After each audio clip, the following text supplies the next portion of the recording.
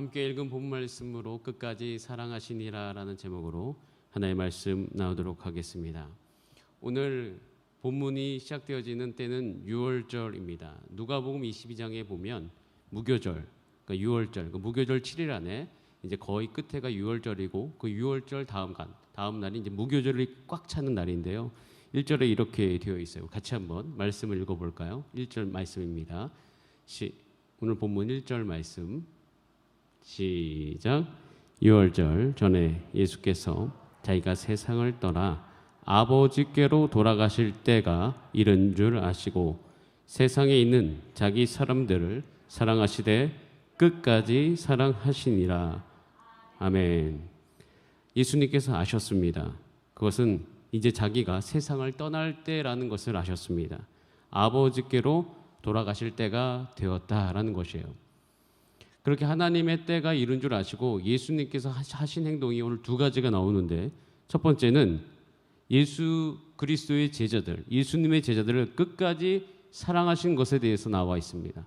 그리고 또 한 가지 우리가 너무나도 잘 아는 아주 장면이죠. 예수님이 제자들의 발을 씻으시는 장면, 즉 세족식이라고 얘기하는 그 장면. 예수님께서 자기가 세상을 떠나 아버지께로 돌아가실 때가 이른 줄 아시고 제자들의 발을 씻기셨다는 것이에요. 그냥 제자들의 발을 씻기신 것이 아니라 그때를 아시고 씻기셨다는 것입니다. 저는 오늘 이 본문 말씀이 여러분 가운데 새로운 은혜로 다하기를 간절히 원합니다. 왜냐하면 이 본문 안에 담겨있는 깊은 하나님 아버지의 환대와 초청이 있기 때문이죠. 그래서 이 본문을 잘 깨달으면 우리 모두는 한 가지를 확신하게 됩니다. 그것은 나는 예수 그리스도 안에서 예수님께 속한 하나님의 자녀이다. 우리 모두는 예수 공동체의 멤버다, 일원이다 라는 것을 확실히 깨닫게 될 줄 믿습니다. 이게 때가 이른 줄 아시고, 근데 이게 어느 때냐면 사실은 예수님이 돌아가시기 직전입니다. 돌아가시던 날 밤이라고 볼 수 있어요. 때가 이른 줄 아시고, 그런데 단순히 이 때는요, 어떻게 보면 예수님이 죽으셔야 했기 때문에 굉장히 슬픈 때라고 우리는 여겨질 수가 있습니다. 요한복음 13장 1절이 시작되는데 요한복음 13장 맨 마지막 절에 예수님께서 베드로에게 얘기해요. 네가 닭이 울기 전 3번 나를 부인하겠다라고 말씀하십니다. 그리고 이제 14장부터 16장까지 예수님이 성령에 대한 이야기를 하시고 그 뒤에 예수님께서 잡히시고 십자가에 못 박히십니다. 어찌 보면 이 요한복음 이제 13장으로부터 시작되어지고 앞으로 나오는 그 요한복음의 모든 것은 예수님께서 십자가에 달려 죽으시는 슬픈 이야기가 나오는 것 같으나 오늘 이 본문 말씀을 우리가 새롭게 이야기하기 시작하면 저는 오늘 본문 말씀을 묵상하는데 한 장면이 제 안에 떠올랐어요. 그것은 뭐냐면 진수식이라고 이야기하는 거예요. 진수식이 뭔지 아십니까? 배를 건조하죠. 배를 만들죠. 그럼 배를 만들 때 그 배를 건조한 배를 만든 배를 바다에 띄우는 그 식이 진수식이에요. 그럼 진수식을 본 적이 있습니까? 물론 저도 실질적으로 본 적은 없으나 제가 최근에 좀 관심 있는 영상이 있어서 그 영상을 본 적이 있는데 배가 딱 만들어져 가지고 그 배에다가 배가 이제 독에서부터 나와 가지고 물에 딱 들어가는 순간 사람들은 환호성을 지르고 그 배가 이제 이 세상에 태어난 것에 대해서 모든 사람이 기뻐합니다. 그래서 제가 오늘 이 본문 말씀을 읽는데 그때가 딱 떠올랐어요. 여러분, 이 본문은요, 단순히 예수님께서 죽으시던 전에 했던 그 슬픈 이야기가 아니라요. 여러분, 이 시기는 이제는 예수님께서 작정을 하시고 이제는 예수 그리스도의 공동체, 하나님의 공동체, 그리고 그 공동체는 지금 우리까지 이어져 오고 있는데 그것의 시작을 알리는 신호탄과도 같은 장면인 것이에요. 예수님께서 이제 3년 6개월 동안 준비해 오시고 제자들을 준비해 오시고 이제는 예수님이 아버지께로 돌아가실 때가 되었다는 것은 다르게 이야기하면 따라하겠습니다. 새로운 공동체를 시작하실 때, 여러분, 예수님께서 이제 모든 걸 맞추시고 아버지께로 가실 때는 이미 이제 이 땅 안에 교회가 탄생할 때가 가까이 왔음을 이야기하고 있는 것입니다.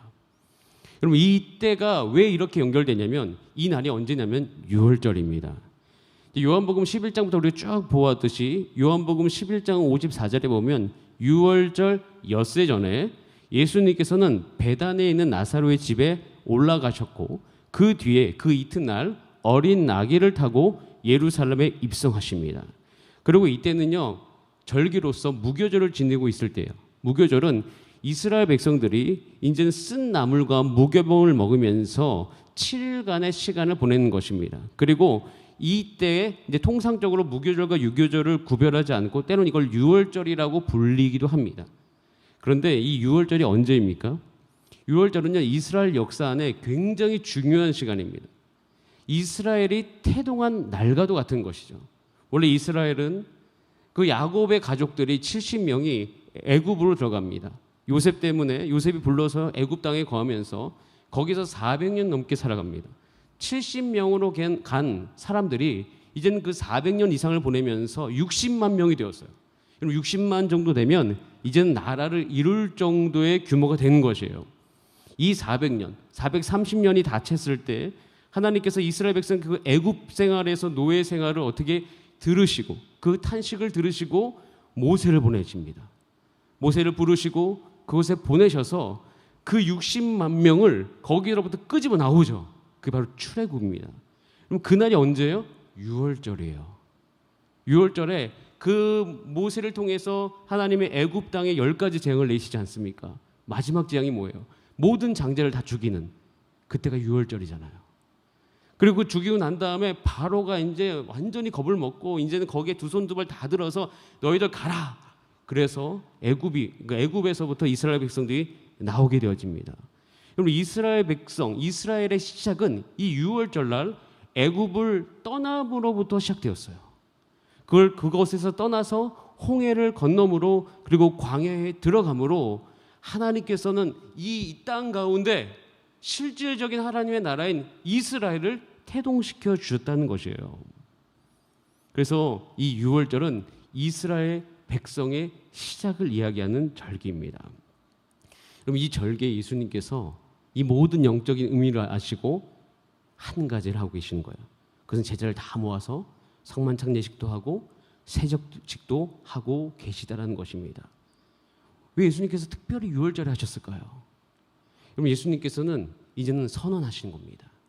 지금 이때로부터 이 땅 안에 하나님께서 그 옛날에 그 애굽에서부터 이스라엘 백성들을 출애굽시켜 주셨듯이 이제는 예수 그리스도 안에서 하나님의 백성이 된 하나님의 새로운 공동체의 시작, 누구로 말미암아? 예수 그리스도로 말미암아 이 땅 가운데 온전한 하나님의 교회요 하나님의 공동체가 시작되었음을 선언하고 계시는 것이에요. 여러분, 제가 이 의미가 왜 세족실이 중요하냐면, 세족실은 단순히 예수님께서 제자들의 발을 닦여주시고 섬기셨다는 그 이상의 의미를 갖고 있습니다. 왜냐하면 이때는 이제 예수님으로 말미암은 하나님의 백성의 출발점이기 때문이에요. 그래서 그것에 하나님의 백성의 상징으로서 성만찬 예식도 하고, 예수님께서는 제자들과 함께 모임에서 자기의 어떤 구속사역으로 말미암아 영원한 생명이 너에게 있음을 이야기하고, 그리고 더 나아가서는 보혜사 성령님이 너에게 오실 것이고 그 보혜사 성령님이 너희 가운데 오시면 너희는 내가 했던 것보다 더 큰 일을 할 것이요 그리고 그 영원한 생명은 이 땅 가운데 온 땅 가운데로 퍼져갈 것이니 이 공동체가 시작되었다라고 말씀하고 계시는 것입니다. 여러분, 하나님께서는 예수 그리스도를 보내시고 예수님을 말미암아 새로운 공동체를 시작하시는 거예요. 자, 여러분, 그런데 한 가지 여기서 이제 공동체를 예수님께서 시작하십니다. 제자들과 함께. 그런데 중요한 것은 공동체에 꼭 필요한 것이 뭐냐면 백성이에요. 그러니까 그 공동체의 일원이 되는 멤버가 필요합니다. 그러니까 예수님께서 공동체를 만드셨고 공동체를 씻기셨다면 이 공동체에 들어올 하나님의 사람들, 멤버가 필요하겠죠. 그때 예수님께서 하신 게 뭐냐면 발을 씻기시는 거예요. 발을 씻기셨습니다. 그럼 이게 굉장히 중요한 게 뭐냐면 이스라엘 백성들 가운데는 이 발을 씻기는 순간, 그러니까 손과 발을 씻는 어떤 그런 행위 가운데 그들의 어떤 문화 가운데 아주 깊숙이 박힌 것이 있어요. 우리 이때 되면 한국 사람들은 항상 뭘 하죠? 한국 사람들은 김장을 담그죠. 그런 것과 똑같습니다. 단순히 이때 되면 물을 뽑아야 되고 새우젓을 사러 가야 되고 그냥 몸이 자동적으로 반응하지 않습니까? 여러분, 그런 것과 같이 이스라엘 백성들은 문화 안에도 한 가지 분명히 자동적으로 반응하는 것이 있어요. 이스라엘 가면 흙과 먼지가 많지 않습니까? 온통 흙과 먼지들이에요. 그래서 그들은 아주 어렸을 때부터 옛날부터 조상 대대로 발을 씻으면서 살았어요. 그래서 발을 씻는 것 안에는 그들의 문화 안에 담겨있는 의미가 있는데 두 가지 의미가 있습니다. 첫 번째 의미, 창세기 18장 4절 말씀을 잠깐 한번 보도록 하겠습니다. 창세기 18장 4절입니다. 시작. 물을 조금 가져오게 하사 당신들의 발을 씻으시고 나무 아래에서 씻어서. 아브라함이 찾아온 하나님의 사자를 환대하고 영접하면서 뭐부터 하죠? 물을 내어주죠. 발을 씻으세요. 나무 아래 쉬세요 라고 이야기합니다. 창세기 19장에 나와요. 내 주여 돌이켜 종의 집으로 들어와 발을 씻고 주무시고 일찍이 일어나 갈 길을 가소서. 발을 씻는다는 것이 굉장히 많이 나오고 있습니다. 한국 문화에서는 굳이 발을 씻는다는 이야기가 많이 없는데 여기는 발을 씻는다는 이야기가 많은 이유가 뭐냐면 이 발을 씻고 그 발 씻을 물을 준다는 것은 그 사람을 우리 가족의 일원으로 받아들인다라는 의미를 갖고 있습니다. 내가 너를 우리 가족의 일원으로서 아무런 경계 없이 온전히 받아들인다라는 의미를 갖고 있는 거예요. 그래서 누가복음 7장에 보면 예수님께서 얘기하셨죠. 너희는 나를 위해서 발 씻을 물도 주지 않았다라고 이야기하는 거예요. 왜 그 이야기를 할까요? 너희는 나를 영접하지 않았다. 너희는 나를 환대하지 않았다라고 이야기하는 것입니다. 그래서 발을 씻긴다는 것의 의미는 내가 너를 우리 가족의 일원으로 받아들인다라는 의미를 갖고 있어요. 두 번째 의미가 있습니다. 출애굽기 30장 19절 20절 말씀 한번 같이 읽어보겠습니다. 시작. 아론과 그의 아들들이 두 두멍에서 수족을 씻되 그들이 회막에 들어갈 때 물로 씻어 죽기를 면할 것이요 제단에 가까이 가서 그 직분을 행하여 여호와 앞에 화제를 살을 때에도 그리할지니라 라고 되어 있습니다. 출애굽기 40장 30절에도 같은 말이 나와요. 모세와 아론과 그 아들들이 거기서 수족을 씻었다라고 되어 있습니다. 이스라엘 백성들은 하나님께 나아갈 때 물두멍에서 손과 발을 씻고 하나님께 나갔습니다. 그러지 않으면 큰일 나요. 이것이 정결례식입니다. 우리가 하나님 앞에 나아갈 때 우리 안에 죄가 없어야 되는 그 부분이 이스라엘 백성들 가운데 굉장히 중요해요. 더러우면 안 됩니다. 더러우면 안 되는 그 시점에서 항상 했던 것은 손과 발을 씻는 것입니다. 그래서 손과 발을 씻는다는 것은 단순히 그들을 한 가족의 일원으로 맞아들인다 그거 말고 한 가지 더 있는데 그것은 하나님 앞에 나아간다. 하나님께 나아간다라는 의미를 함께 가지고 있더라라는 것이에요. 여러분 우리가 한번 생각해 보겠습니다. 우리도 지금 이 순간 하나님 앞에 나아가고 있습니다. 하나님의 말씀을 듣고 있고요. 우리 날마다 하나님 앞에 나아가죠. 우리도 하나님께 나아갈 때 두 가지 문제 갖고 있습니다. 첫 번째, 내가 하나님 앞에 갈 만큼 정결한 사람인가? 내가 하나님 앞에 갈 만큼 깨끗하게 씻은 사람인가? 나의 이 연약함과 나의 이 더러움을 예수님께서 하나님께서 과연 받으실 수 있는가? 이 문제 우리가 가지고 있습니다. 또 한 가지, 그래 나는 가고 싶어서 가는데 결국 우리 가운데 있는 문제는 하나님께서 나를 하나님의 가족으로 받아주셨다라는 확신이 우리 안에 있어야지만 우리는 하나님께로 나아갈 수가 있는 것이에요. 그래서 우리는 항상 어떤 문제를 갖고 있냐면 하나님 앞에 나아갈 때 정결함에 대한 문제를 갖고 있고 또 하나님께서 우리를 가족으로서 환대해 주시는 문제가 항상 있더라라는 것입니다. 여길 향해서 이런 고민을 하고 있는 하나님의 백성들 가운데 예수님께서 이제 제자들의 세족식을 보여주시면서 우리 가운데 말씀하시는 것이 있습니다. 그것은 나는 너희를 깨끗하게 하며 나는 너희를 환대하여 영접하는 너의 영원한 구원자이다라는 것이에요. 여러분 예수님께서 여러분을 깨끗하게 하시는 구주이심을 믿습니다. 여러분들을 온전히 지금도 받아주시는 우리의 아버지 되심을 믿습니다. 여러분 그래서 세족식이라는 것은 단순히 예수님께서 우리를 섬기신다라는 의미 이상이에요.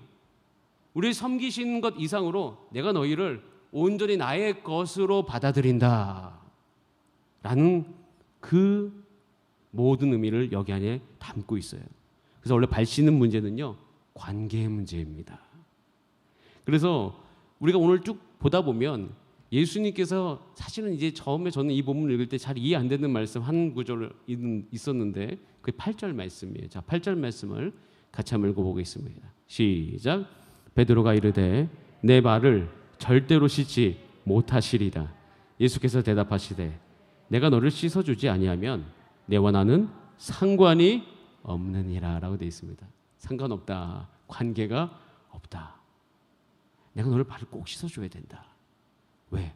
너는 이제는 나의 하나님의 백성이로서 이 하나님의 공동체에 들어올 것이고, 그리고 내가 너를 발을 씻음으로 말미암아 너는 깨끗하게 되었고, 그리고 너는 결국엔 나의 가족으로 영원히 받아들여져서 나와 함께 같이 가야 되는데 네가 스스로 안 씻겠다고 하면 어찌 네가 나와 상관이 있겠느냐라고 말씀하시는 거죠. 예수님께서 말씀하시니까 또 베드로는 오버해가지고 그럼 온몸을 씻어달라고 이야기하는데 와, 이게 참 베드로답습니다. 예수님께서 그럴 필요 없다라고 이야기하시는데, 여러분 세족식은요 신기하게도 아주 자세하게 나와 있는 것이 요한복음밖에 없습니다. 읽어보시면 아시겠지만 요한복음에 나와 있는 몇 가지 사건들 중에 이 세족식의 디테일한 묘사는 요한복음에 있어요. 저는 이 요한복음이 왜 특별히 이 세족식을 다루는가라는 것을 고민해 본 적이 있어요. 그런데 요한복음 1장에 보면 이것에 대한 답이 있습니다. 왜냐하면 요한복음은 항상 무슨 문제를 다루냐면 우리의 소속과 우리의 정체성을 다루기 때문이에요. 요한복음 1장 12절에 이렇게 선언하고 있습니다. 우리 같이 한번 읽어보겠습니다. 시작. 영접하는 자 곧 그 이름을 믿는 자들에게는 하나님의 자녀가 되는 권세를 주셨으니 아멘. 하나님의 권세가 우리 가운데 있는 줄 믿습니다. 예수님께서 우리를 받으셨습니다. 혹시 우리 가운데 지금까지 살아왔던 또 일주일 살아왔던 피곤함과 우리의 어떠함과 현재 이 세상을 살아가면서 주변으로부터 비교감 가운데 우리의 정체성이 혹 흔들린다 하더라도 우리는 다시금 이 말씀 앞에서 요한복음을 읽는 저와 여러분들은 다시금 믿음 위에 굳건히 서야 되는데, 그것은 우리가 하나님의 백성이고 하나님께서 우리를 받으셨다는 그 확신에 굳건한 가운데 저와 여러분이 서게 되기를 간절히 원합니다. 예수님께서 우리를 받으시는 것이에요. 그래서 끝까지 사랑하시는 것에 대한 근거가 분명히 여기 안에 있는데, 이것은 저와 여러분과 오늘 적용되었으면 참 적용되어야만 되는 말씀이 한 구절인데 1절 말씀을 다시 한번 읽어볼까요? 1절 말씀에서 중요한 부분이 몇 가지가 있는데 그 중에 저는 가장 중요한 단어를 이걸 보는데 우리 같이 한번 읽어보겠습니다. 한번 찾아볼까요? 시작. 유월절 전에 예수께서 자기가 세상을 떠나 아버지께로 돌아가실 때가 이른 줄 아시고 세상에 있는 자기 사람들을 사랑하시되 끝까지 사랑하시니라. 아멘. 그럼 혹시 찾아보세요. 무슨 단어가 중요할까요? 잠깐 생각해 보시면 좋겠습니다. 제가 볼 때 끝까지 사랑하시는 근거가 한 가지 있어요. 그것이 무엇이냐면 자기 사람들이에요. 예수께서 자기가 세상을 떠날 줄 압니다. 근데 누구를 끝까지 사랑하셔요? 자기 사람들, 자기에게 소속된 사람들, 자기 안에 있는 사람들이에요. 여러분, 오늘은 이 본문을 읽으면서 단순합니다. 말씀의 적용은. 여기 있는 모든 분들이 이 자기 사람들 안에 소속되어 있는 하나님의 백성의 확신을 가지시면 됩니다. 여러분 따라하세요. 나는 예수님의 사람이다. 여러분 우리가 이게 너무 중요해요. 예수님 나를 끝까지 사랑하시는가? 예수님 나를 과연 이렇게 받으실까? 예수님 나를 도우실까? 별의별 생각들이 많이 들잖아요. 여러분 우리는 거기서 다시금 주 안에서 이 말씀 가운데 확신을 가져야 돼요. 자기 사람들. 나는 예수님의 사람이다. 저와 여러분은 예수님의 사람으로서 예수님의 부르심에 응답한 줄 믿습니다. 예수님의 보혈로 정결하게 되었으며 예수님께 환대받고 환영받는 하나님의 백성입니다. 여러분 홍해를 건넜던 60만 명 생각해 볼까요? 과연 그곳에 다 신앙이 좋은 사람들만 있었을까요? 다 모세였을까요? 아니죠. 여러분 홍해를 건넌 60만 명은 다 하나님의 사람들이었습니다. 거기에는요 별의별 사람 다 있었습니다. 믿음 좋은 사람들, 충성하는 사람들. 그러나 그 사람들만 있었던 것이 아니라 불평불만이 가득한 사람들, 그리고 금송아지를 만들었던 사람들이 거기 안에 다 포함되어 있죠. 그러나 그들은 다 하나님의 백성이었습니다. 이스라엘 백성을 하나님께서 광야에서 끝까지 사랑하십니다. 끝까지. 그들이 별의별 일 다 하죠. 그래서 출애굽기를 읽어보고 그 뒤에 민수기, 신명기를 읽어보면 어떻게 이럴 수 있을까? 이런 생각이 들 정도로 그들이 하나님께로부터 엇나가는 장면이 참 많았고, 또 하나님께서 그들을 향해서 분노와 진노, 극대노라고 하죠. 그 노를 쏟으시는 장면들도 우리는 많이 봅니다. 그런데 그럼에도 불구하고 하나님은 그 홍해를 건넌 60만 명의 그 이스라엘 백성들을 끝까지 사랑하셔요. 그래서 우리는요, 사실은 하나님 나를 끝까지 사랑하시는가 이것을 의심해야 될 것이 아니라, 과연 내가 하나님에 속한 예수 그리스도를 영접한 하나님의 백성인가, 이것에 대해서 우리는 한번 더 점검해 봐야 할 것입니다. 한번 따라하겠습니다. 나는 하나님의 사람이다. 나는 예수님의 사람이다. 이 확신이 여러분 가운데 있기를 원합니다. 자, 그렇다면 예수님은 끝까지 사랑하십니다. 여러분, 예수님이 이 말씀을 하심은 예방접종과도 같아요. 베드로가 이 이야기를 눈앞에서 들었습니다. 베드로는 아마 이 세족식의 이 사건은 잊을 수 없는 사건입니다. 그리고 더 놀라운 사실, 예수님이 베드로의 발을 씻기신 지 그날 밤이다, 아니면 그 다음 날에는 뭐 그 하루 이틀 차례예요. 약간 좀 성경학자마다 그 시간적인 차이가 있는데, 뭐 결론적으로 얘기하면 3일도 안 돼서 예수님을 3번 부인합니다. 예수님께서 세족식을 하셔요. 근데 그 은혜를 경험하고 그 수련회 갔다 와서 너무 큰 은혜를 받았는데, 그 다음 날 새벽에 예수님을 부인해 버리는 거예요. 그럼 베드로의 심정이 어땠을까요? 베드로는 끝까지 사랑하시는 이 예수님의 사랑을 바로 며칠 안 돼서 필요로 했던 그 순간이 바로 다가왔습니다. 그 베드로가 그 예수님을 부인하고 예수님과 눈이 마주쳤다는 대목이 나오지 않습니까? 3번 부인째 했을 때는 예수님과 눈이 마주쳤다. 그때 그 심장이 어땠을까요? 뭐 멎는 듯한 느낌이 들지 않았을까요? 그리고 딱 그 심정이 들면 바로 베드로 같은 사람이라면 자학을 했을 겁니다. 나는 왜 이런가? 나 같은 놈은 죽어야 돼. 이렇게 생각을 했을 거예요. 근데 베드로가 거기서부터 일어날 수 있었던 것, 그 일어날 수 있는 아주 중요한 이유는 예수님이 자기를 끝까지 사랑하신다는 것을 알았기 때문이에요. 그렇기 때문에 자기의 실패 자리에서 가룟 유다와 다른 결정을 내릴 수 있었던 것입니다. 오늘 읽었던 본문에 보면 뒤에 가룟 유다의 이야기가 나와요. 굳이 이것을 언급한 이유는 가룟 유다는 잘못 해석이보다는 예수님이 자기를 끝까지 사랑하신다는 그것을 못 깨달은 것 같아요. 그러니까 예수님이 팔고 나서도 행여나 예수님이 자기를 끝까지 사랑하시고 자기를 받으셨다는 사실을 그 안에 깊숙이 가지고 있었다면 목매달아 죽지 않았겠죠. 오히려 베드로가 잘못한 것, 가룟 유다가 잘못한 것, 우리가 이게 누가 더 많이 잘못했냐 이걸 얘기할 수 없지 않습니까? 다 똑같지.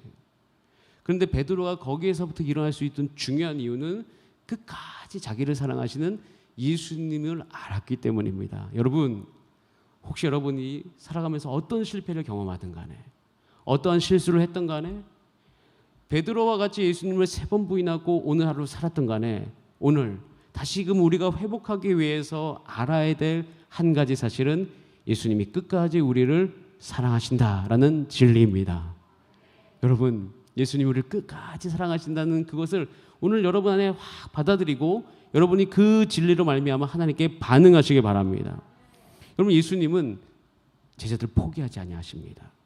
제자들은 세족식 이후에 예수님을 다 버리지만 이미 그것에 대한 예방접종을 하신 것처럼 이 세족식을 하시고 성만찬 예식을 하고 제자들로 하여금 다시금 그들이 모일 수 있도록, 예수님 부활 이후에 다시 회복할 수 있도록, 예수님 부활 이후에 자기의 모습의 실상을 보고 다시금 하나님의 말씀으로 40일 동안 풍성케 될 수 있도록, 그리고 그 뒤에 어떻게 돼요? 예수님께서 약속하신 대로 마가의 다락방에서 기도한 지 수일이 되지 않아서 그들의 가운데 성령의 충만함을 받고 거기서부터 하나님의 공동체가 다시금 일어날 수 있었습니다. 여러분, 우리는 우리 삶 가운데 오늘 회복이 필요할 때마다 다시 일어나기 위해서 오늘 이 예수님께서 우리를 끝까지 사랑하심을 기억하시길 바랍니다. 그래서 그 기억함 가운데 우리가 일어나게 되길 원합니다. 여러분, 우리는 공동체를 꿈꿉니다.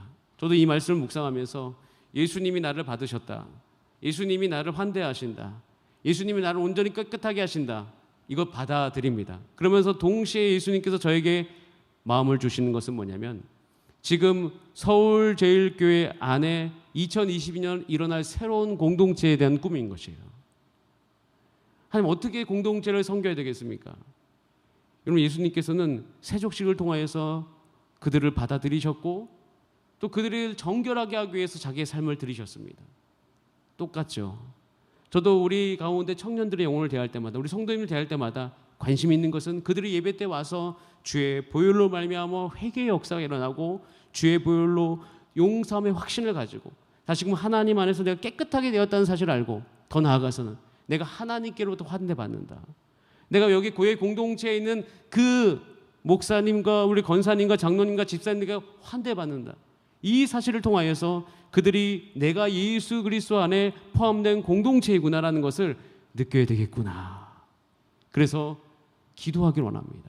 주여, 내가 하나님 안에 소속된 하나님의 공동체임을 날마다 확인받고 또 그것으로 기뻐하게 하여 주시옵소서. 그리고 더 나아가서는 우리가 이제 2022년 새로운 공동체를 꿈꾸면서 이 공동체에서 내가 해야 될 것도 분명히 보이는 거예요. 예수님의 모델을 따라가는 것이, 예수님이 하셨던 것처럼, 예수님이 하셨던 것처럼 나도 그렇게 살아갈 수 있도록 주님 도와주시옵소서. 여러분, 우리가 2022년 얼마 남지 않았습니다. 담임 목사님께서도 100일 기도회를 말씀하고 계시고, 지금 기도해야 될 때라는 것을 우리 가운데 성령님께서 분명히 말씀하고 계십니다. 우리가 무엇을 기도해야 됩니까? 그것은 예수님께서 지금 이 세족식 이후에 선언하신 것, 이 땅 하나에 나로 말미암아 새로운 공동체가 일어날 것이다. 여러분, 이 선언이 지금 2022년을 준비하는 우리 가운데 이루어지게 하여 주시옵소서. 우리 가운데 적용되게 하여 주시옵소서. 셀은 살아나게 하여 주시고 각 부서도 살아나게 하여 주시고 각 기관도 살아나게 하여 주시옵소서. 거기에 우리가 있어야 될 확신은 내가 하나님께 소속됐고 나는 하나님께 환대받으며 하나님은 나의 모든 것을 용서하시는 분이신 것을 내가 알고 이 안에 기꺼이 들어올 수 있는 그런 공동체 되게 하여 주시옵소서.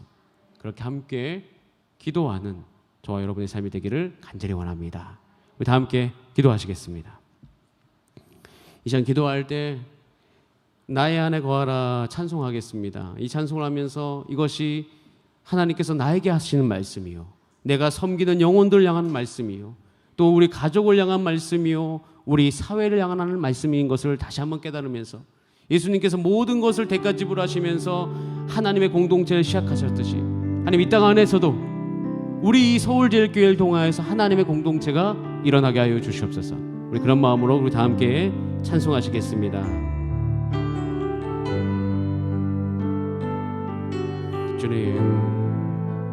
주님 안에 거하기를 원합니다. 주의 음성을 날마다 듣게 하여 주시옵소서. 다 함께 찬송하겠습니다. 나의 안에 거하라, 나는 내 하나님이니 모든 환난 가운데 너를 지키는 자라. 두려워하지 말라, 내가 널 도와주리니 놀라지 말라, 내 손 잡아주리라. 나의 안에 거하라, 나의 안에 거하라, 나는 내 하나님이니 모든 환난 가운데 너를 지키는 자라. 두려워하지 말라, 내가 널 도와주리니 놀라지 말라, 내 손 잡아주리라. 내가 너를 지명하여 불렀나니 너는 내 것이라, 내 것이라.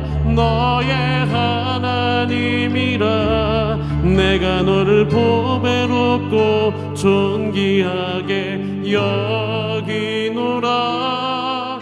너를 사랑하는 내 여호와라. 내가 너를 지명하여 불렀나니 내가 너를 지명하여 불렀나니 너는 내 것이라 내 것이라 너의 하나님이라 내가 너를 보배롭고 존귀하게 여기노라 너를 사랑하는 내 여호와라.